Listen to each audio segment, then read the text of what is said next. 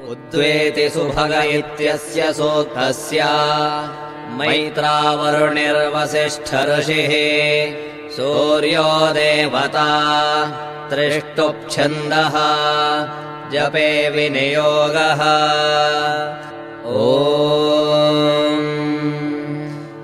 उद्वेति सुभगो विश्वचक्षाः साधारणः सूर्यो मानुषाणाम् चक्षुर्मित्रस्य वरुणस्य देवश्चर्मे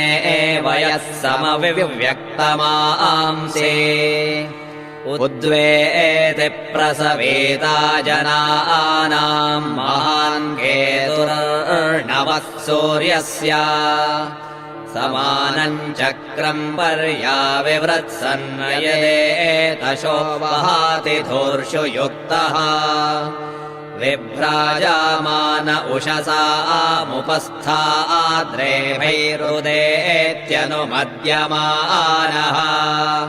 एष मे देवः साविता चच्छन्द यः समानम् न प्रामिनाति धामा दिवो रुक्म ऊरुचक्षा उदेति दूरे अर्थस्तरणिर्भ्राजामानः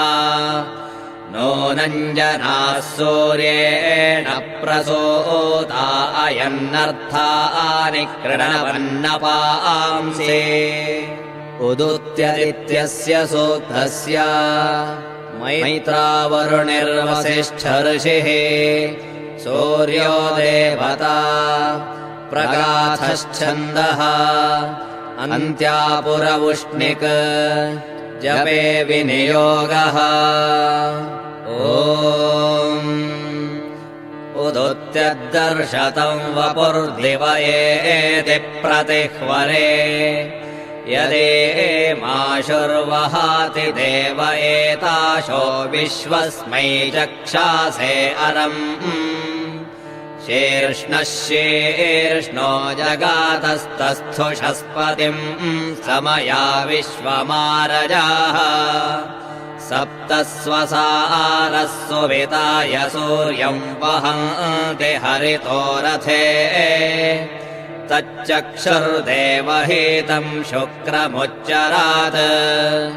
पश्येम शरदः शतम् जीवेम शरदः शतम् ॐ शान्तिः शान्तिः शान्तिः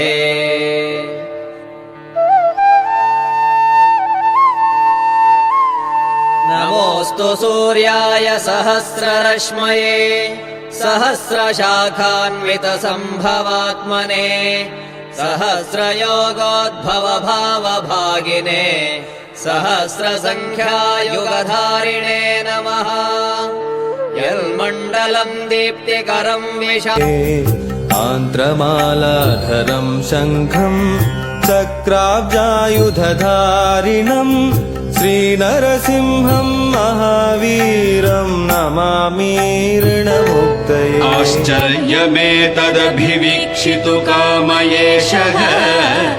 राज्ञा सहैव निरगप्रथितः प्रभावः क्षेत्रम् च कूटमतिसुन्दरमापसद्यः श्रीनारसिंह जगतः कुरु सुप्रभातम्